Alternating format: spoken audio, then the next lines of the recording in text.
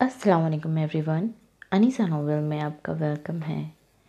Novel نیم ہے مجھے آزمانے والے مجھے آزما کے روئے بائی زاریہ۔ Last episode.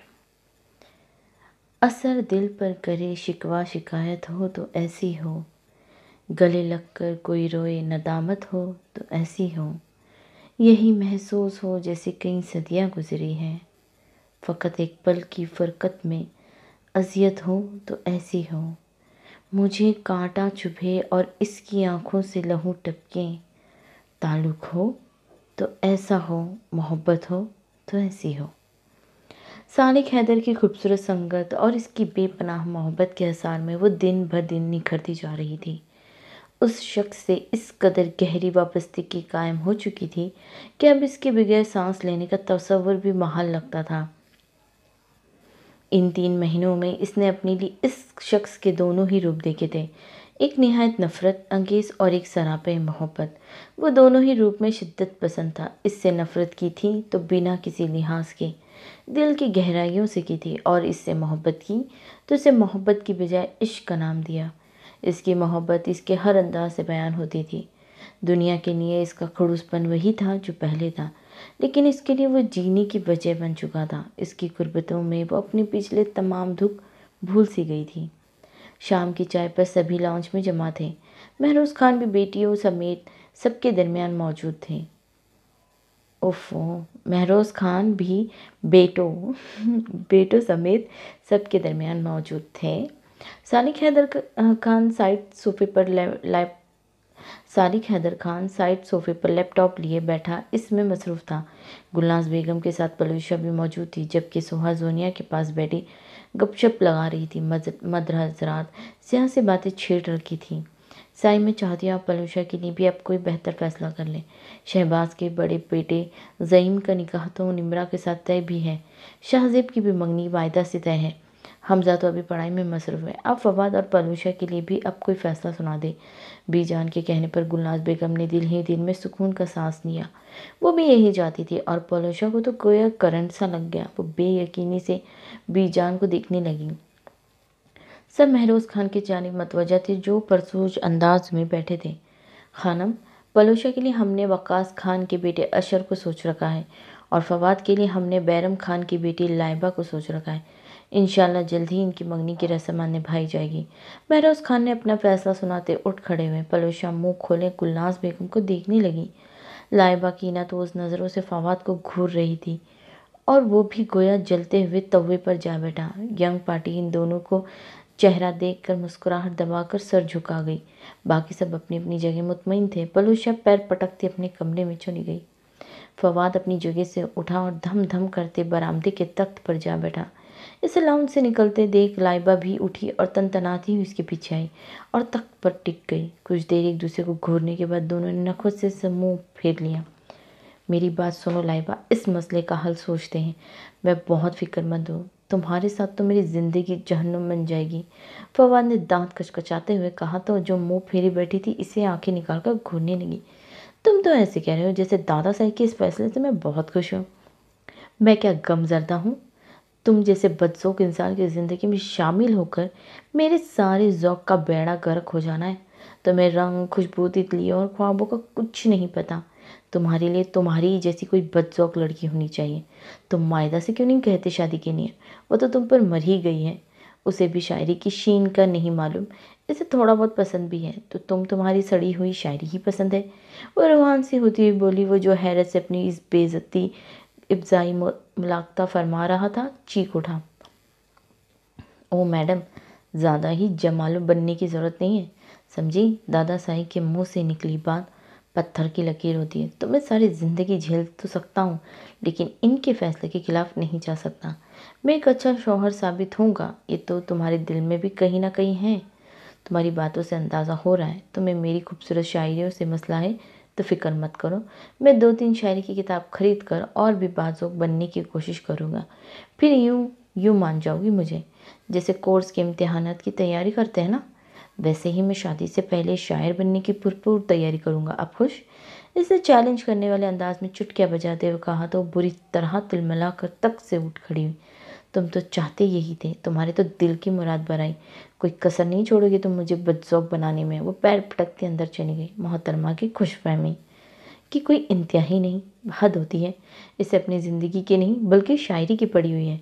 बहुत अकड़ू बन रही है ना, किसी जन्म में शादी की होगी तो हमारी खुद ब खुद सीधा कर दूंगा। फवाद ने मुंह पर हाथ फेरते हुए खुद से अहद किया। गुरूब आफ्ताब का वक्त हो चला था। वो इजलत में आईने के सामने खड़ी अपनी तैयारियों में मसरूफ़ थी। मस्टर्ड कलर के शरारे में, बालों की लंबी रेशमी चोटी व लाइट मेकअप में वो बेहद प्यारी लग रही थी।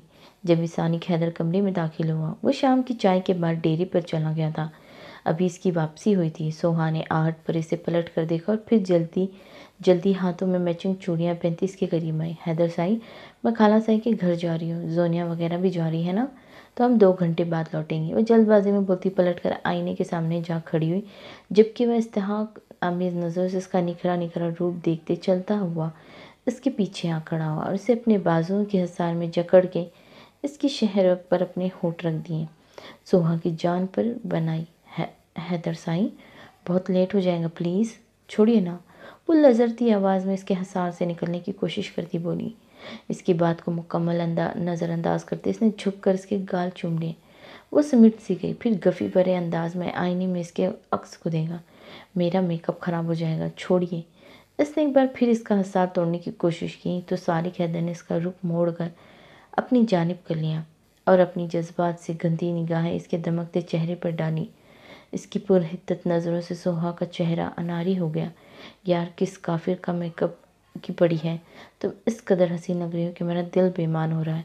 दिल चाह रहा है तुम्हें बस सामने बिठा कर देखता रहूं। धीमे वो गंभीर लहजे में कहते इसने बिना इसकी गफ़ी भरी नज़रों की परवाह करते इसने झुक कर इसका दूसरा गाल चूमा और फिर खुमार आलूदा नजरें इसकी याकुती लबों पर टिका दी। फिर आहिस्तगी से इसके लबों पर उंगली फेरी तो इसने बेइख्तियार इसके लबों पर हाथ रखते हुए इसका हाथ अपनी नन्ही सी गिरफ्त में पकड़ा। वो शरारत भरी नज़रों से उसे देखने लगा। वो लजरती पलकें झुका गई। हैदर साई, मेरी लिपस्टिक ख़राब हो जाएगी। वो शर्म व गफ़ी के मिले जुले तासरात समेत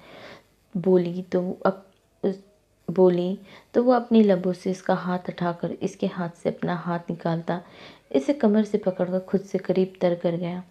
तो होने दो खराब, तुम इसके बगैर भी बहुत खूबसूरत मेरी ज़िंदगी, इश्तियाक भरे अंदाज में कहते हुए वो पूरी शिद्दत से इसके होंठों पर झुक गया। सोहा की सांसें रुकने लगी। इसने इसके कुर्ते पर अपनी हाथों की गिरफ्त मजबूत की। चूड़ियों का खूबसूरत साज कमरे की सकूत में अरताश पैदा कर रहा था। थोड़ी देर बाद वो ज़रा पीछे हटा तो अपना खून छलकता चेहरा लिए इसे गफ़ी से देखते इसने इसके कशीदा सीने पर ज़ोरदार मुक्का मारा। सालिक हैदर का खूबसूरत कहकहा फिज़ा में गूंजा। वो मोहब्बत भरी नज़रों से इसे देखते हुए पुश्त पर हाथ बांध गया। बहुत बुरे हैं आप। वो मुंह फुलाए वापस आईने के सामने रुख मोड़कर खड़ी हो गई और तेज़ी से अपना मेकअप दुरुस्त करने लगी। कोई बात नहीं यारे मन, किधर जाना है आखिर तुमने? रात में तो मेरे ही पास आना है, देख लूँगा तुम्हें। वो मायने खेजे नेजे में बोलता बेड पर जा बैठा। वो अपना शर्मिंदगी तासीर छुपाने की नाकाम कोशिश में हल्कान मेकअप सही करने के बाद तेज़ी से वार्डरोब की जानिब बढ़ी। इसमें से अपनी शॉल निकाल कर कंधे पर डाली और इसे ज़बान निकाल कर मुँह चढ़ाती कमरे से बाहर निकल गई। इसकी इस मासूमाना हरकत पर वो खुलकर मुस्कुरा दिया। कुछ इस अदा से आज वो पहलू नशीन रहे, जब तक हमारे पास रहे हम नहीं रहे। इनकी गाड़ियाँ फुप्पी के घर की जानिब गामज़ान थीं। इनकी हमरा गाड़ी में मौजूद लाइबा का फूला हुआ चेहरा देखकर दुआ ने सोहा को टहूका देते हुए लाइबा की जानिब इशारा किया तो वो भी इसे देखने लगी। लाइबा, फवाद बहुत अच्छा लड़का है, वो तुम्हें बहुत खुश रखेगा, क्यों फिक्र करती हो? दुआ ने इसे समझाते हुए कहा। अच्छा, इस बंदर को इंसान बनने में ही मेरी पूरी ज़िंदगी लग जाएगी। इसने नाक चढ़ाते हुए कहा तो वो सब ज़ोर से हंस पड़ी। तुम इसे बाज़ोक बना दोगी, मुझे पूरा यकीन है, खुद पर भरोसा रखो। जोनिया ने इसे तसल्ली दी। वो तो मैं कोशिश तो जारी ही रखूँगी अपनी, पर वो बनना चाहे तब ना। लाइबा ने तनक कर कहा। क्यों नहीं बनना चाहेगा भाई? ये कोई इतना बड़ा इशू भी नहीं है, तुम बिल्कुल अपने मकसद में कामयाब होगी, दुआ ने पुरुम्मीद अंदाज में कहा। तो सबने इसकी तारीफ करते हुए आमीन कहा तो लाइबा ज़रा मुतमईन होती खिड़की से बाहर देखने लगी। अम्मी, दादा साई का फैसला आपने मैं कैसे कर सकती हूँ अशर लाला से शादी? उफ़, पलूषा गुस्से से बोलती सर थामे बेड पर बैठ गई।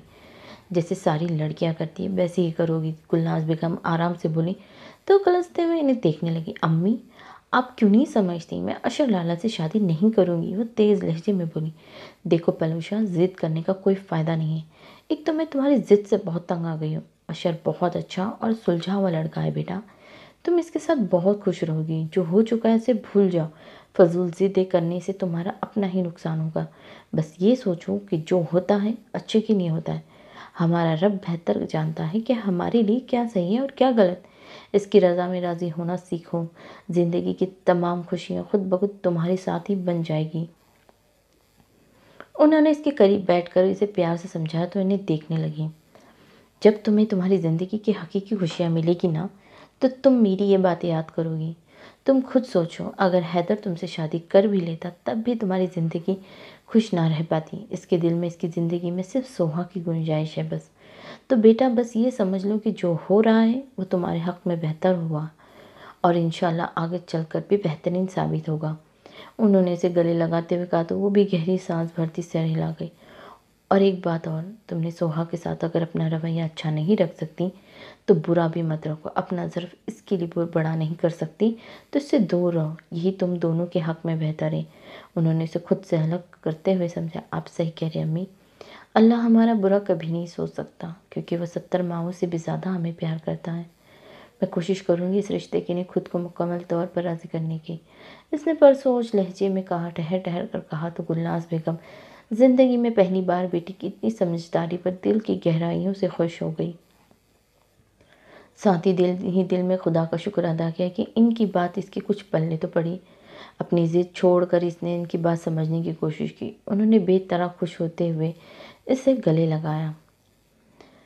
तकरीबन 2.5 घंटे बाद इनकी वापसी हुई। वो अपने कमरे में दाखिल हुई तो सानिक हैदर मौजूद नहीं था। मेकअप साफ़ करने के बाद वो चेंज करने की गर्ज से वॉशरूम में चली गई। चेंज करके बाहर निकली तो उसे बेड पर लेटा नजर आया।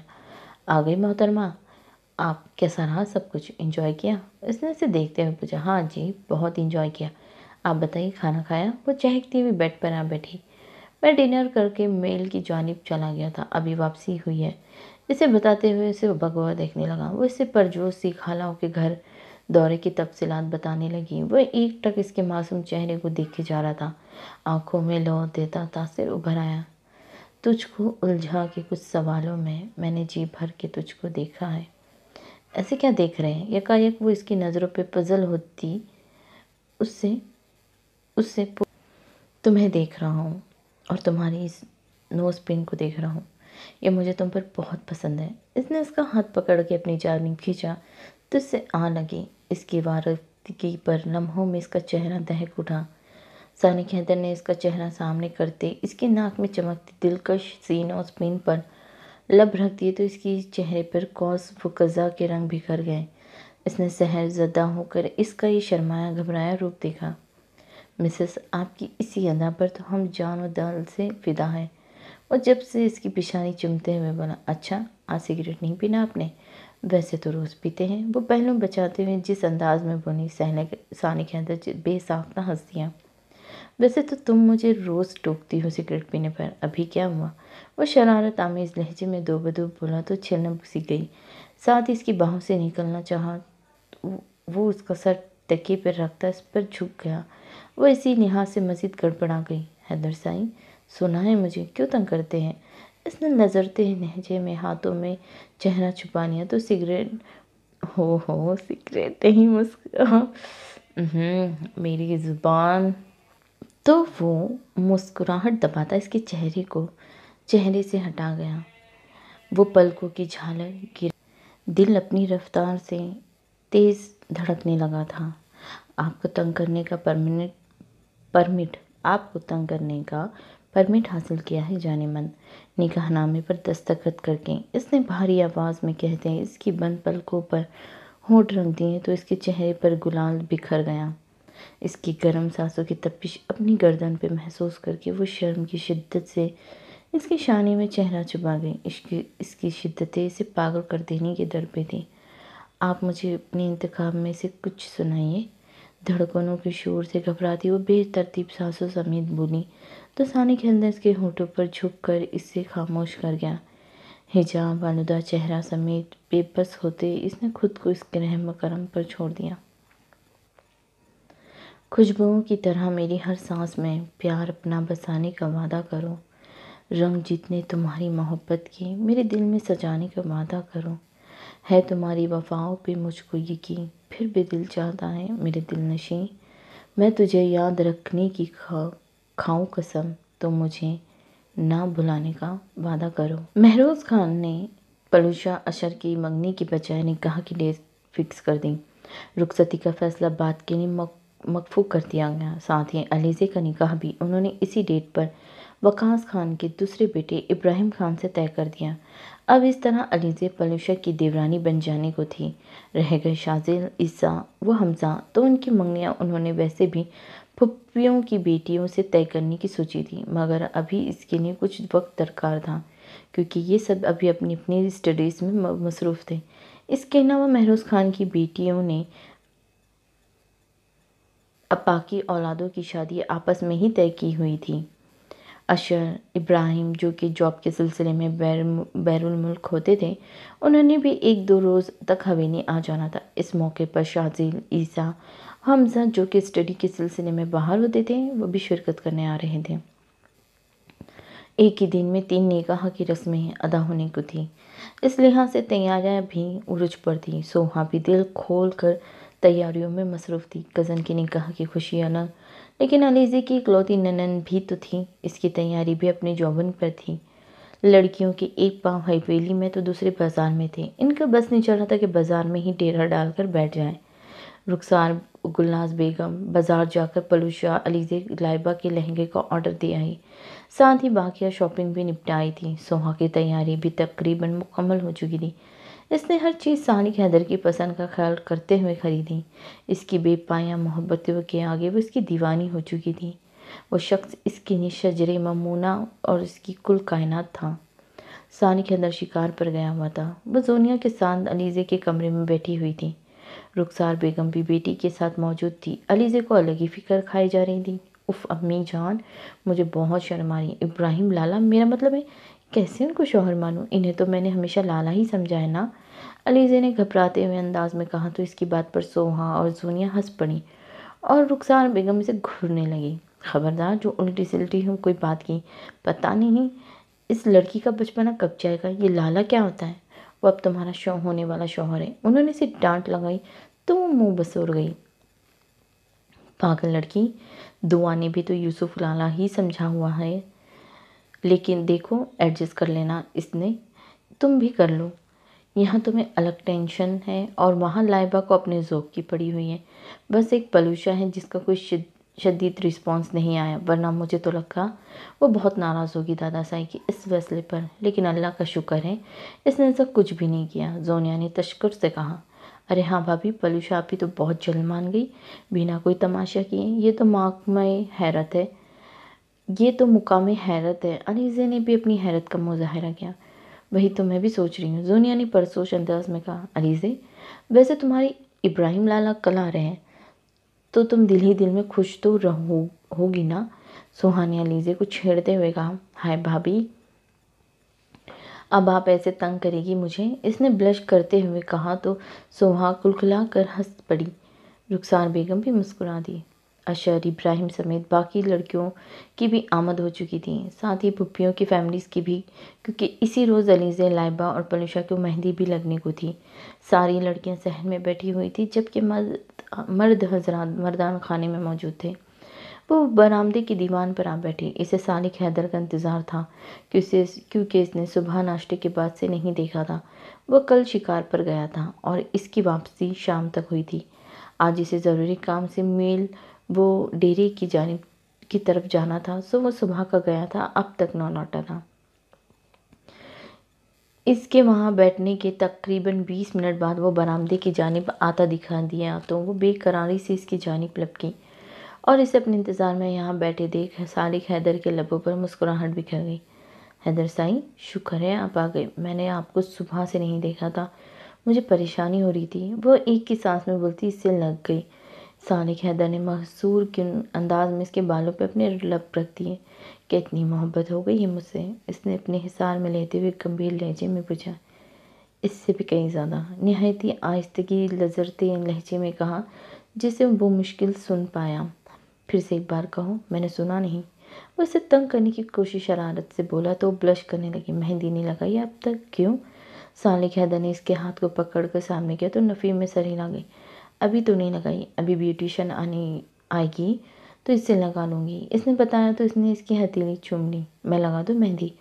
وہ محبت سے پوچھنے لگا تو وہ خوشگوار سی حیرت سے دیکھنے لگی۔ حیدر صاحب آپ لگائیں گے؟ ٹھہریے، میں مہندی یہیں لے کر آتی ہوں، وہ پرجوش سے کہتی ہوئے اندر کی جانب بھاگی۔ وہ بالوں میں ہاتھ پھیرتا مسکرا دیا اور برآمدے کی دیوان پر بیٹھ گیا۔ کچھ دیر بعد وہ مہندی لے آئی اور اس کے قریب دیوان پر بیٹھ گئی۔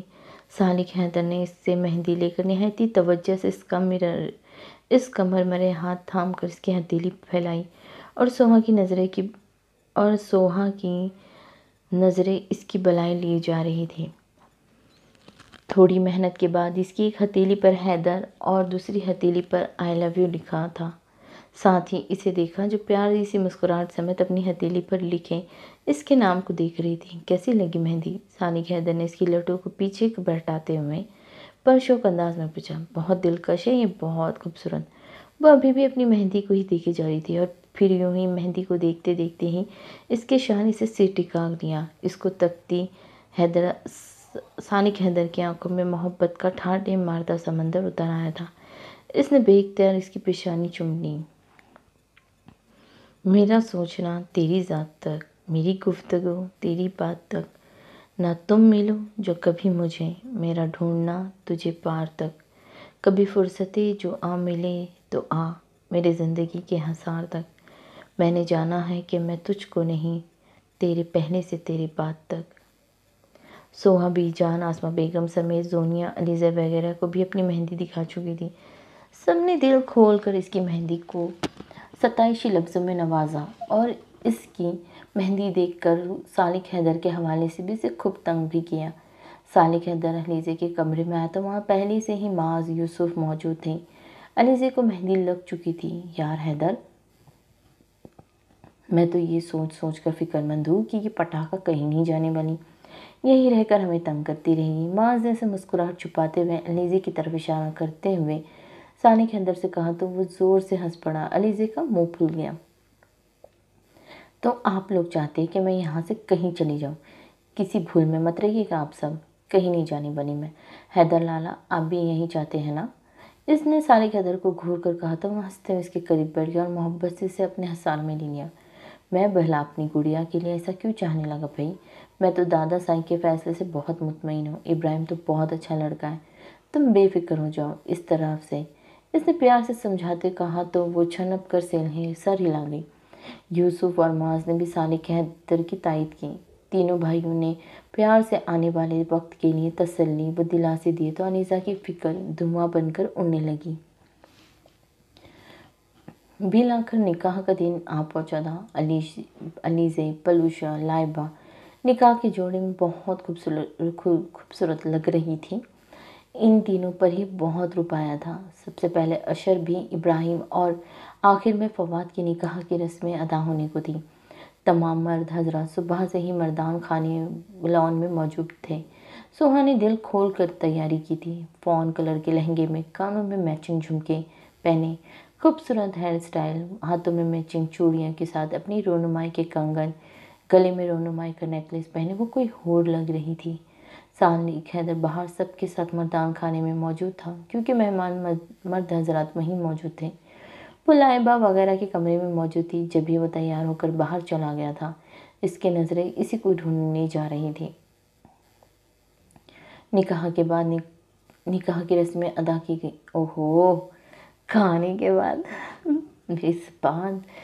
کھانے کے بعد نکاح کی رسمیں ادا کی گئی۔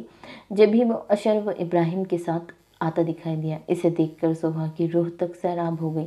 بی جان کا پسندیدہ کرتا، ہاف وائٹ کرتے و پیجامے میں، کندھے پر شال ڈالے، ماتھے پر گرے بال و لمبی جسامت سمیت پشت پر ہاتھ باندھے وہ نظر لگ جانے کی حد تک ہینڈسم لگ رہا تھا۔ سوہا نے دل ہی دل میں اس کی نظر اتاری۔ جب بھی سالک حیدر کی ادھر بھٹکتی نظریں اس پر آ ٹھہری تو وہ ہولے سے مسکرا دی، جبکہ وہ اپنی جگہ سحر انگیز سا کھڑا رہ گیا۔ کچھ دیر اسے ہوش وقت سے بیگانہ ہو کر دیکھنے کے بعد یکایک وہ سب کے کہکہے پر جیسے ہوش میں آیا۔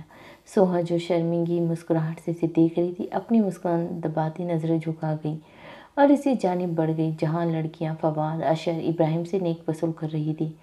گھر کی بڑی خواتین برآمدے کی جانب موجود تھیں۔ یار کیوں مجھے غریب کرنے پہ تلی ہوئی ہو سب، فواد نے ڈرامے انداز میں کہا، ساتھ ہی چپکے سے ایک نظر گھونگھٹ میں چھپی لائبہ پہ ڈالی تو یہ سب تو اس کی چوری پکڑتا زور سے ہنس دیا اور چھنپ گیا۔ فواد، شرافت سے نیک نکالو۔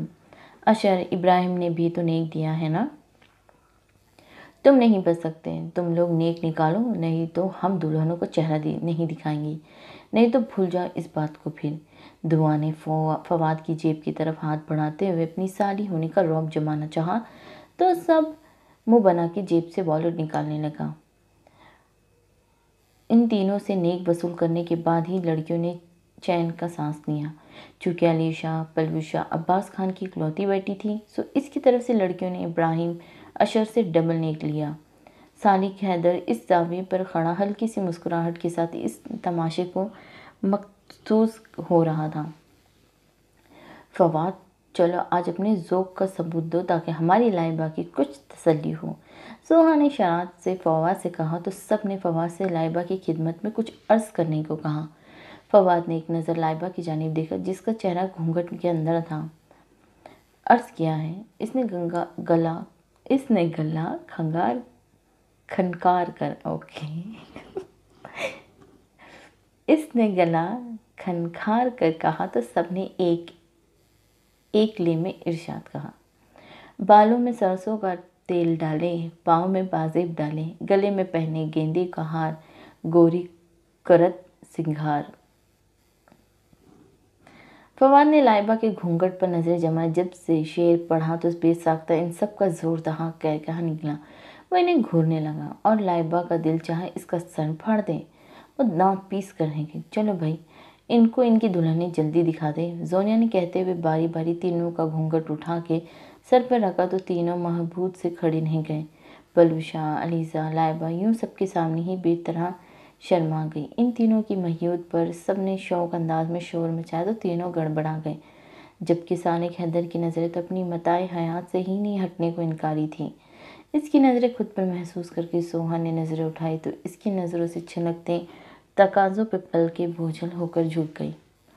کچھ دیر ہنسی ٹٹولے کرنے کے بعد ان تینوں کو سہارا دے کر بی جان وغیرہ سے ملواتی ان کے کمرے تک چھوڑ آئیں۔ چونکہ لائبہ پلوشا کا مشترکہ کمرہ تھا تو انہیں ان کے کمرے میں پہنچا دیا گیا، باقی کی لڑکیاں نیچے ہی اپنی محفلیں جمانے کو تھیں۔ زونیا علیزے کو زیور وغیرہ اتارنے میں اس کی مدد کرنے لگی تو سوہا لائبہ کے کمرے میں آ گئی۔ لائبہ چینج کرنے کی غرض سے واش روم میں تھی اور پلوشا ابھی تک اپنی چوڑیوں میں الجھی ہوئی تھی۔ اس کے پاس زرسنگا موجود تھی جو اس کی مدد کر رہی تھی، مگر چوڑیاں تھیں کہ اترنے کا نام ہی نہیں لے رہی تھی۔ سوہا انہیں دیکھنے لگی۔ اف، میرے ہاتھوں میں گئی تو بہت آسانی سے تھی، اب اتر کیوں نہیں رہی؟ پلوشا نے پریشانی سے کہا تو سوہا ان کے قریب آ گئی۔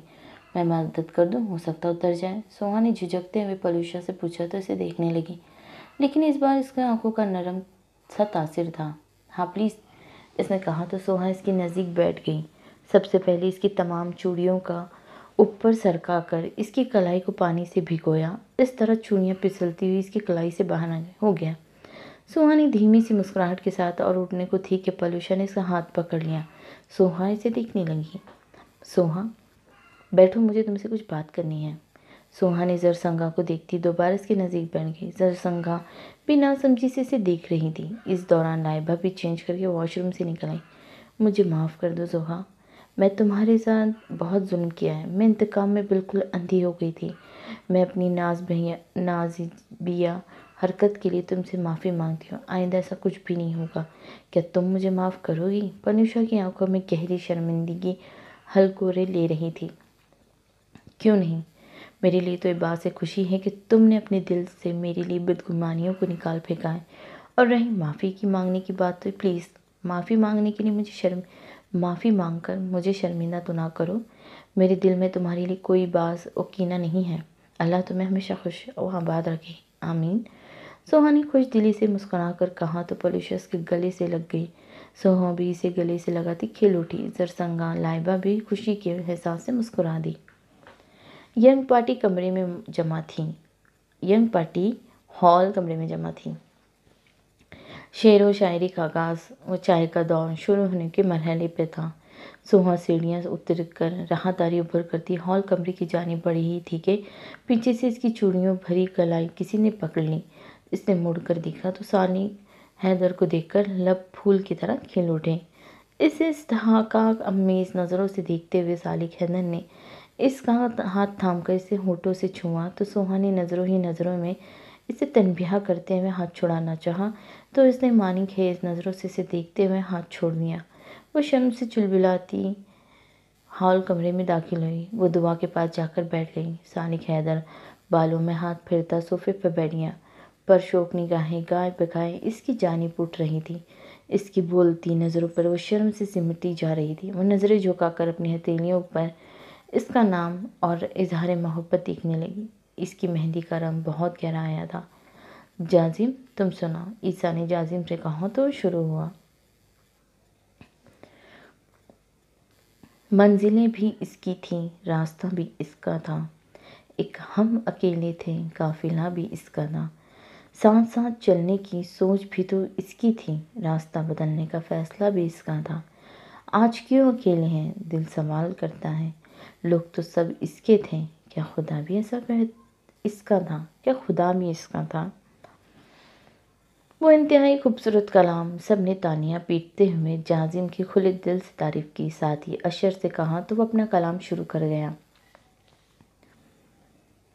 آگ ہو تو جلنے میں دیر کتنی لگتی ہے، برف کو پگھلنے میں دیر کتنی لگتی ہے، چاہے کوئی تھک جائے چاہے کوئی رہ جائے، قافلوں کو چلنے میں دیر کتنی لگتی ہے، چاہے کوئی جیسا بھی ہم سفر ہو صدیوں سے، راستہ بدلنے میں دیر کتنی لگتی ہے۔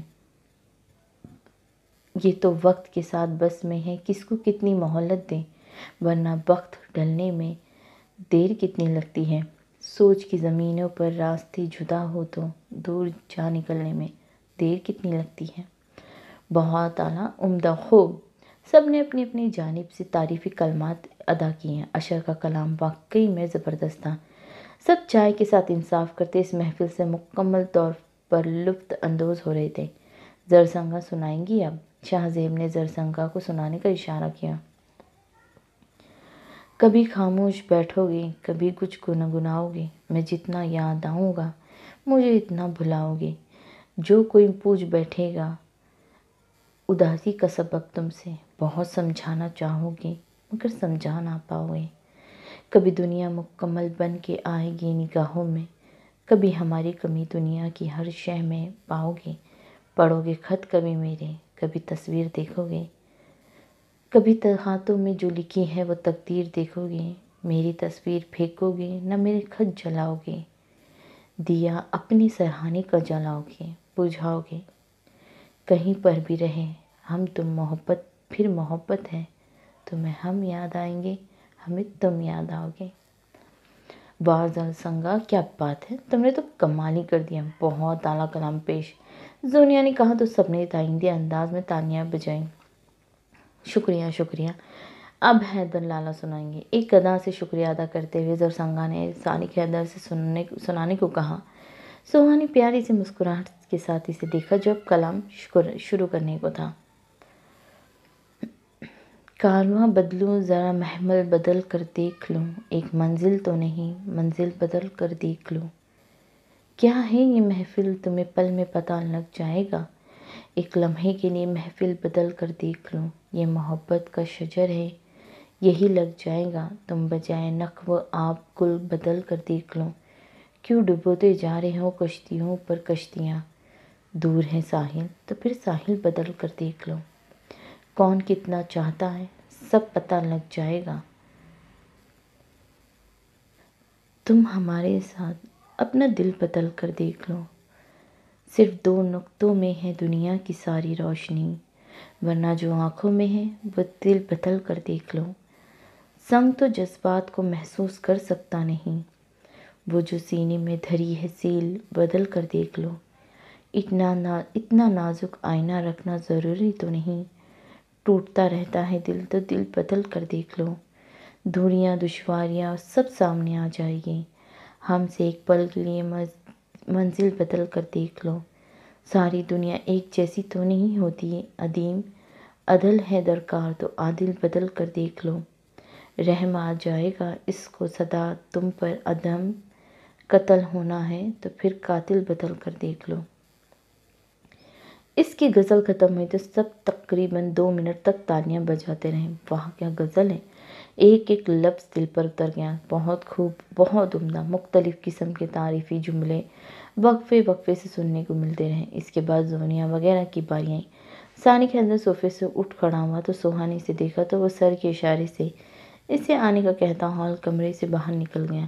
وہ تھوڑے توفق کے بعد اٹھ کھڑی ہوئی تاکہ کسی کو محسوس نہ ہو۔ وہ سیڑھیوں کی جانب آئی تو اسے سبو سیڑھیاں اترتی دکھائی دیں۔ سوہا بیوی سائی نے کہا ہے آپ کو سب سے اوپر والی چھت پر بھیجوں۔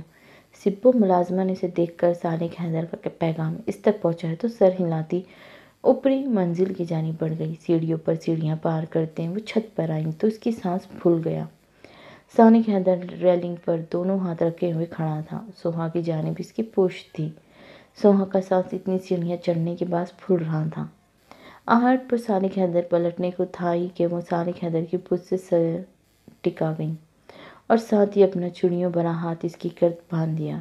اس کا نرم گرم سا لمس ثانیہ حیدر کے جذبات میں دنیا میں ہلچل مچانے لگا۔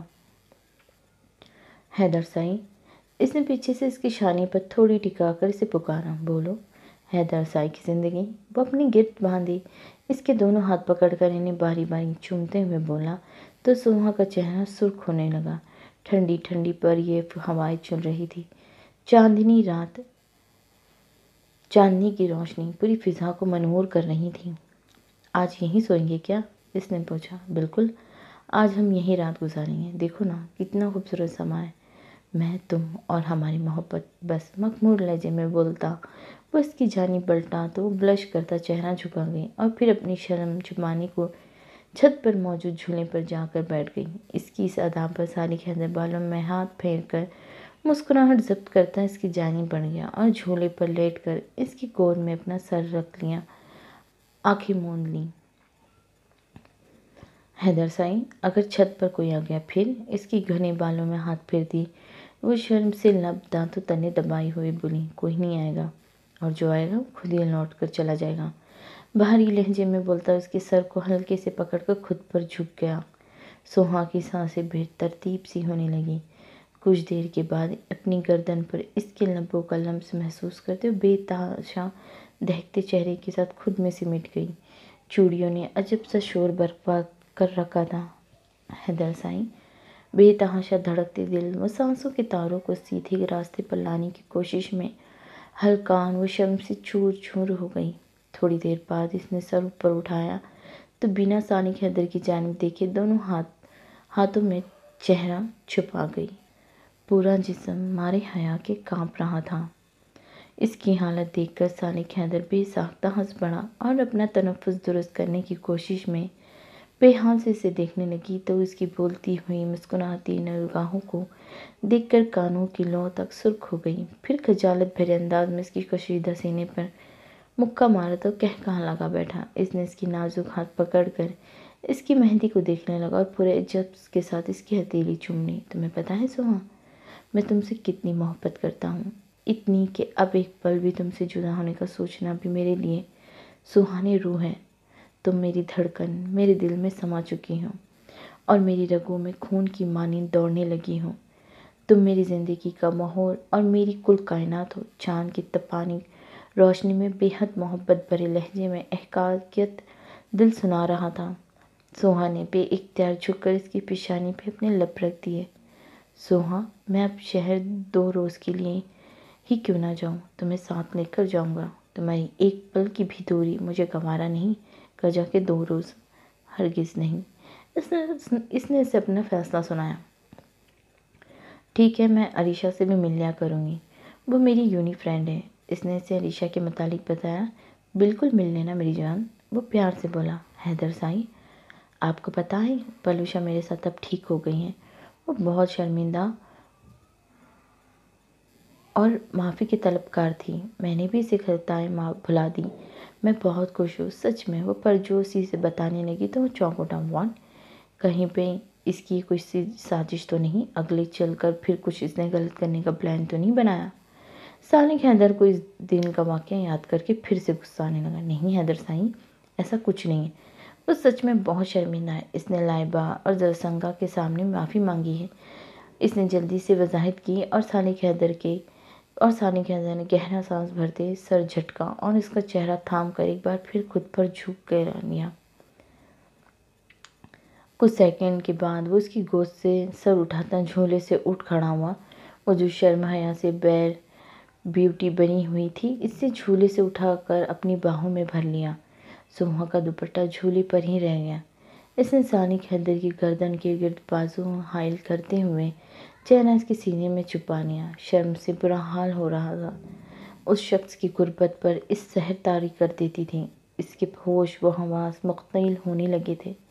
وہ اسے چھت پر بچھی قالین جس پر گاؤں تکیے لگے ہوئے تھے، اس پر لٹا کر اس کا سر تکیے پر رکھ دیا اور اس پر جھک گیا۔ وہ شرمگی چہرہ لیے اس کی گریبان کی بٹنوں سے کھیلنے لگی۔ وہ دانستہ اس کی طرف دیکھنے سے گریز کیا اور پھر نظریں اٹھا کر آسمان پر موجود چاند کو دیکھنے لگی۔ حیدر سائیں، چاند کتنا حسین لگ رہا ہے نا، اس نے مدھم آواز میں کہتے انگلی سے چاند کی جانب اشارہ کیا۔ بہت زیادہ، اتنا حسین کہ دل چاہ رہا ہے کہ دل میں چھپا لوں ہمیشہ ہمیشہ کے لیے۔ جھک کر اس کے ہونٹوں کو چومتے ہوئے وہ خمار آلودہ لہجے میں بولا تو وہ شرم سے سمٹ سی گئی اور لرزتی پلکوں سے اسے دیکھا۔ حیدر سائیں، میں تو اس چاند کی بات کر رہی ہوں جو آسمان پر ہے، اس نے معصوم امید بھرے لہجے میں کہا۔ سالک حیدر نے جھک کر ایک بار پھر اس کے لبوں کو چوما، لیکن میں تو اپنی جان کی بات کر رہا ہوں جو اس وقت میرے پہلو میں میری شہرک سے بھی زیادہ قریب تر ہے۔ اس نے استحقاق آمیز نظروں سے اسے دیکھتے ہوئے اس کا ہاتھ اپنے ہاتھوں کی گرفت میں لے کر کہا تو وہ آنکھوں میں پھیلی حیا کی لالی سمیت اس کو دیکھنے لگی۔ اپنی بے قرارہ نگاہوں سے اس کے چہرے کا طوائف کرتے وہ گمبھیر لہجے میں گویا ہوا، تجھ کو معلوم نہیں، تجھ کو بھلایا کیا معلوم تیرے چہرے کے یہ سادہ سے اچھوتے سے نقوش میں تقلیل کو کیا رنگ عطا کرتے ہیں۔ تیری زلفیں، تیری آنکھیں، تیری آرز، تیری ہونٹ کسی انجانی سی معصوم خطا کرتے ہیں۔ خمار آلودہ لہجے میں بولتے اس نے جھک کر اس کی نوز پین چوم لی۔ سوہا کے چہرے پر کوس و قزح کے سارے رنگ بکھر گئے۔ سالک حیدر کے ہاتھ اس کی لمبی چوٹیوں کے بل کھولنے لگے تو شرم کی شدت سے اس کی پلکیں بوجھل ہو گئیں۔ چاند کی خوابناک روشنی میں اس کے دو دیا چہرے پر بکھرا گلال اس قدر دلکش حسین لگ رہا تھا کہ اس کی نظریں اس کے چہرے پر ٹھہر سی گئی۔ اس کی چوٹیوں کے بل کھول کر اس نے اس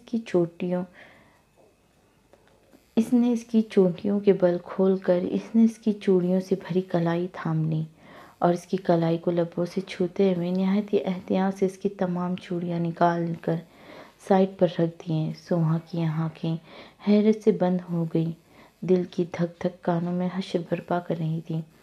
اس کے باقی زیورات اتار کر اس نے اس کے برابر لیٹتے ہوئے اس کے نازک سراپے کو نرمی سے کھینچتے ہوئے اپنے اوپر کیا۔ سوہا کی پلکیں ماہی بے آب کی طرح لرز رہی تھی۔ سالک حیدر نے دیوانہ وار اس کی گردن پر جاں بجا اپنے ہونٹوں کا لمس چھوڑا۔ سوہا نے تڑپ کر اس کے کرتے کو اپنی مٹھی میں جکڑا۔ وہ مدہوش سا اپنی شدتیں اس پر لٹاتا اسے بھی ہوش و خرد سے بیگانہ کر گیا۔ کچھ دیر اسی زاویے پر لیٹے رہنے کے بعد سالک حیدر نے اسے بے اختیاری سے اس کی ریشمی بالوں میں انگلیاں پھنسا کر اس کی مشک بالوں کی نرماہٹ محسوس کرتے ہوئے اسے نیچے لٹا کر اس پر جھک گیا۔ سوہا کا تنفس جیسے اپنی ڈگر ہی بھول چکا تھا۔ سندھنی لب اس شخص کی شدتوں پر کانپ رہے تھے۔ اس نے پوری شدت سے اس کی آرزوؤں کو چوما۔ اس کی آنکھوں پر لب رکھتے ہوئے اس نے اس کی مرمرے وجود کو خود میں بھینچ لیا، ساتھ ہی پیروں کی انگلیاں بھی اس کی انگلیوں سے الجھا لیں۔ اس کی چھوٹی سی ناک کو چومتے ہوئے عقیدت سے اس کی دہکتی پیشانی چوم لی۔ اور پھر اس کے گلاب کی پنکھڑیوں کے مانند خوبصورت لبوں پر اپنے ہونٹ رکھتے ہوئے وہ مکمل طور پر اس کے وجود پر چھا گیا۔ سوہا نے خود سپرتی کے انداز میں اس کے وجود کے گرد اپنے بازوں کا گھیرا تنگ کر دیا۔ ان دونوں کی دھڑکنوں کی تال ایک ہی لے پر دھڑک رہی تھی۔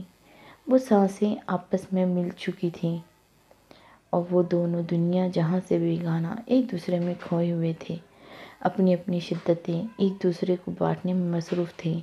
چاند پہ موجود چاند نے بھی ان دونوں کو دیکھ کر ماشاء اللہ کہا اور مزید آب و تاب سے چمکنے لگا۔